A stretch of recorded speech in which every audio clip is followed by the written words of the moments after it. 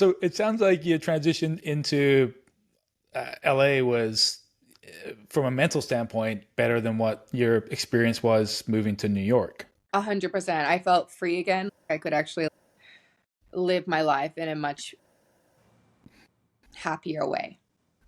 And so I was like making new friends, and I was also able to like work properly at this point. Like I had my OPT visa, which came in after my graduate, like after studying and stuff.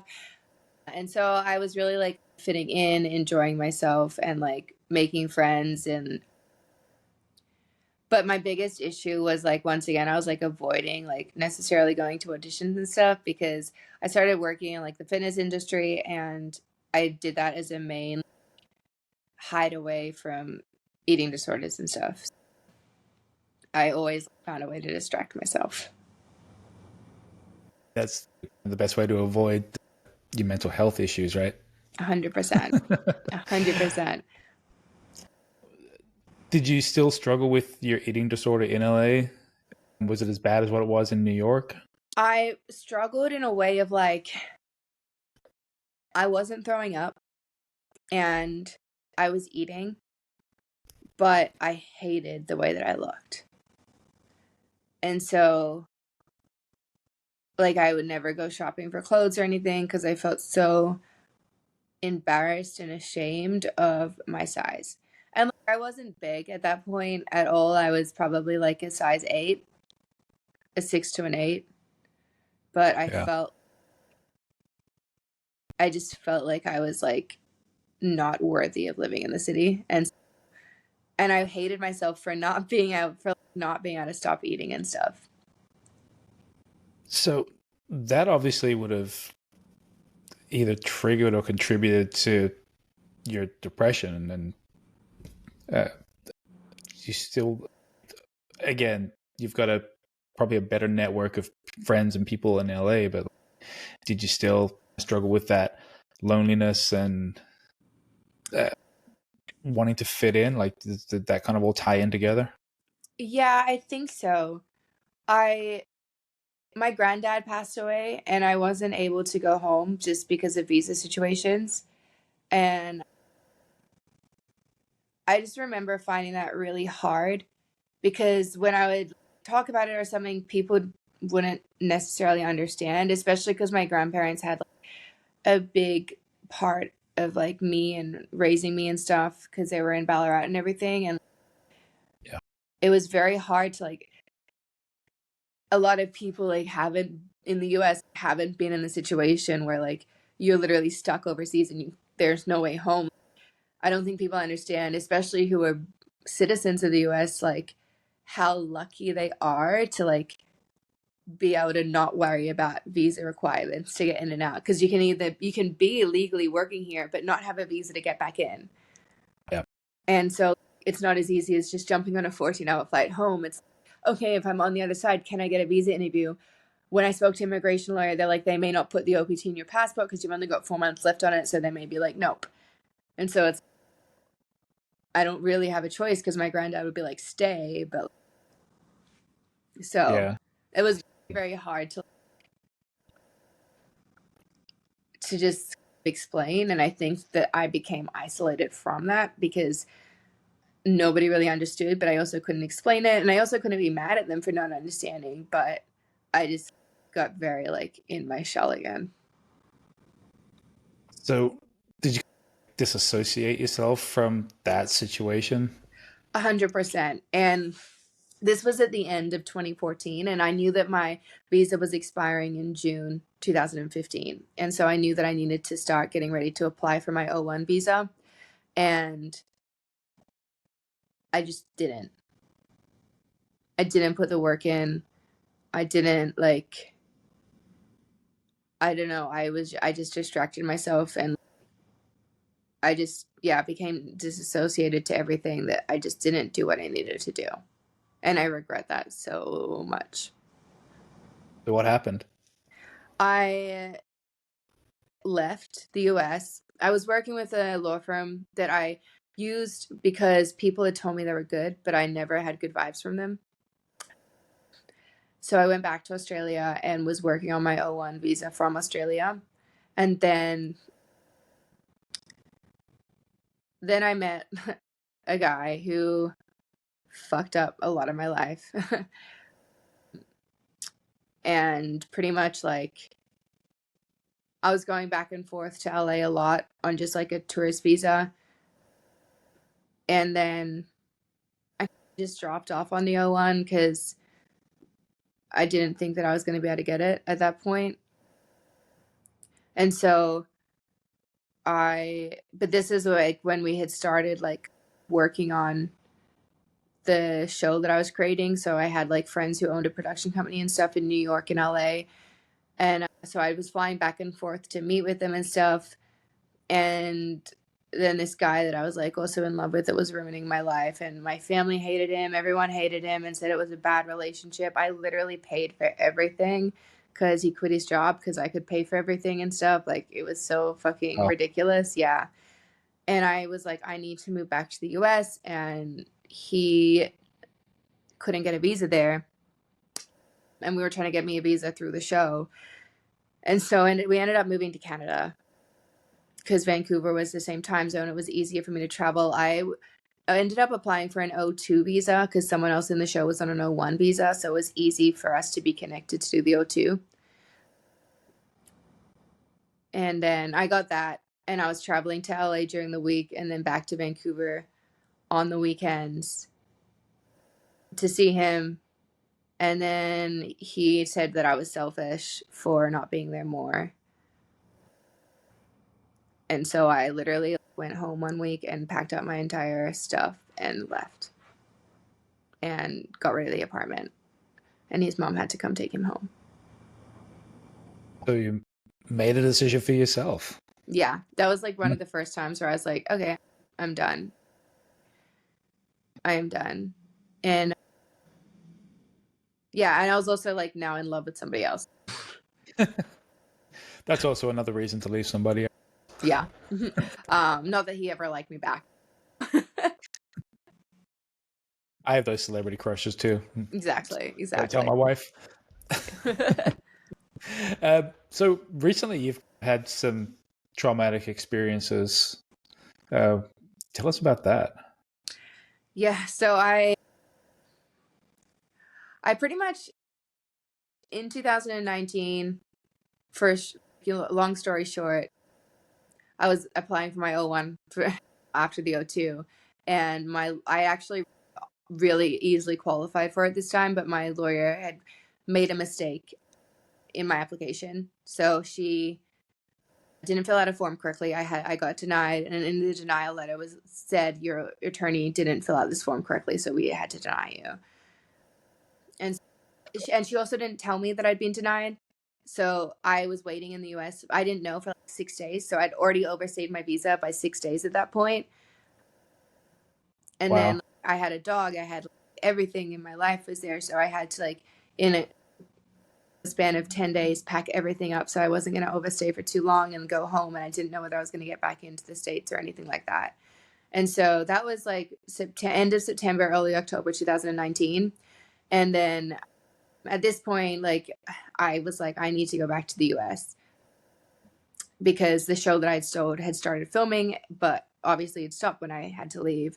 And in January, we applied for my new visa in November 2019 with a different attorney, and I got in a request for additional evidence, and it was long. It was like 8 pages long, and like a request for additional evidence is normally like 3 pages long, and it was like I didn't pass a single point on the visa, like nothing. I was like in tears. So I ended up going to Vancouver in January 2020 because at least I was on the same time zone once again. Yeah. And I still had a visa from the last time I was there. And my lawyer was like, no, it's fine. We're going to get you this. They're just being mean. It's the end of the year. Don't even stress. She was very calming about it all. And then I was living in Vancouver. We're in January 2020. Everything's about to shut down. We didn't know that. My sister gets in this horrific car accident, is unconscious in the hospital. This is the end of February in 2020. And like really bad, like rib cages had to be replaced and stuff. And so my parents and I made a decision being like, my visa application is going in next week. I'm going to find out about it in 2 weeks time. So I'll just wait and do my interview in Australia if I get approved. There's no point in coming home now. She's unconscious. She's going to be okay, but she's unconscious. So not rush, come in 2 or 3 weeks, right? Yeah. And then COVID happens. So I'm like, oh, I can't go home. And then my US visa gets approved 3 days into COVID, but all the consulates are shut down. So I'm like, oh, cool, I have a US visa, but I can't get to the US. And then all flights to Australia are shut down except via the United States. So I can't go to the United States because I have a pending approval for a visa, but I can't enter with it. And then my work visa expires in Canada. So I'm literally like stuck in Canada, unable to leave. No income, and I also have my dog with me, and yeah, no way to get into the US. I'm like applying to the consulates for like a special consideration. They're like, sorry, we're closed, there's nothing we can do for you. And I'm literally just stuck in Vancouver. So that was fun. And then at the end of August, for like the 5th time, I filled out one of those DS-160 forms and paid the money for an interview. Vancouver finally granted me a expedited appointment. So I went in, did my appointment, and then the guy at the office was just like so concerned about how long I'd spent in Canada, even though I was on like I transitioned to a visitor visa at that point. But he's like, why are you here? And I was like, because I got stuck. I was like, I don't want to be here. I was like, don't look at me like I don't have home ties. Like, I don't want to be here. I got stuck here. There was literally no way for me to go home. And I got approved. It was all fine. I went back to LA, and then we started filming, and then everything shut down again. Like January 2021, that time where everybody had COVID, everything shut down again. There was literally nothing we could do. Production was shut down. And obviously the production that went back first was like the high-end production, the things that are costing multi-million dollars and with huge people in it. Yeah. We weren't back until April, pretty much. So I just showed. And then fast forward 2 months, I'm like in downtown LA and I get punched in the face by a homeless person. Jesus. Randomly, really ran across the street, punched me in the face. Ironically, I was on the phone to my Botox person at the time. Because I just got in cheek filler and I was booking an appointment for Botox. I don't know why I'm laughing. All I'm thinking is you talking to me like, yeah, in addition to Botox, I need to get my nose fixed as well. Yeah. And luckily, and I'm always like have my AirPods in, but my phone was up here. And so he punched through my phone. My entire phone was smashed and stuff. Wow. But thank God my phone was there because that saved me a lot. But I remember I went to urgent care and they're like, oh, you're fine. I was like, really? Because I can't see straight. And then yeah, I was like, okay, whatever. And then I let it be for a little bit. And then I finally was able to go back to Australia the day that they lifted the quarantine, because I also didn't want to spend 2 weeks in a hotel. Like, I knew that was going to drive me fucking crazy. Like, I couldn't do that. And so they finally lifted the 2-week quarantine rule for like vaccinated people. So I went home for 4 days because that's what I could do with filming schedule, work, etc. And then when I came back, like, I had this awful pain in my jaw, and I was like, oh, it's the altitude. I haven't flown that long for so long. The airplane was like, hadn't flown. I was like, the airplane hadn't flown for a long time. So it's just that. Whatever. There was like 5 people on the plane. It's probably because of the air pressure was different with nobody there. And so I was like in so much pain. And then, but it got like worse and worse. Like, I couldn't sleep at night. Like, it was throbbing. And me being me was like, it'll go away. I'm not going to go see a doctor. I had health insurance. Don't get me wrong. I have health insurance. But I also don't understand how health insurance in this country works. It's so stupid. And so my wife, it's like the dumbest shit ever. Like, I don't get it. Why am I paying money per month, but then I still have to pay at the doctor, but then I still, I don't know. But that's another story. But anyway, it turned out that I had a fractured jaw. So I eventually went to someone and I was like, because I couldn't eat anymore. And I went to Canada again. I was in I went to the snow and I like couldn't move in the snow. I was in so much pain. And so eventually they were like, yeah, your jaw is fractured, so we're gonna wire it for like 6 weeks or whatever. but they did it incorrectly. And I don't know how, because I paid a lot of money, but they did it incorrectly. So then I had to go to somebody else to get it fixed. And then they said it was fixed, it was fine. But I just moved apartments because there was a whole crisis at my old apartment, which another story, but my roommate went crazy and threatened to kill us all. Wow. So I just moved apartments, just broken the lease, had to pay like $10,000 money to like first month for security, extra money because I'm international, all that shit to my new place. And I just had the surgery and I hadn't set up my apartment yet. I literally had a mattress on the floor and I was super lightheaded from this surgery and I stood up and behind me, this half wall, I like fell into and hit my head.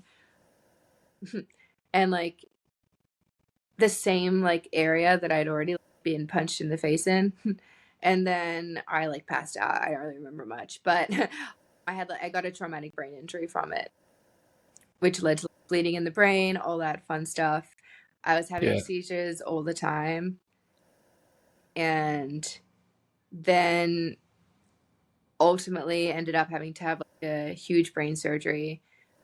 It created some sort of tumor in my head. We don't know whether the tumor was created from the traumatic brain injury. It was a giant cell tumor, which is like it can be created from a traumatic brain injury, but it can also just grow on your bone. Yeah. We don't know, but like pretty much had to get that removed. And then after that, they couldn't get it all removed because of the position it was in. And so now I'm currently doing radiation. It's not like cancerous, but radiation's used to like also on like tumors that are non-cancerous because they're almost more dangerous in your head because they can make your brain explode pretty much. Yeah, that's what I'm currently doing. Thank you so much for having me. I appreciate that. Thank you. And yeah, okay, that should be it. I'm just gonna end that.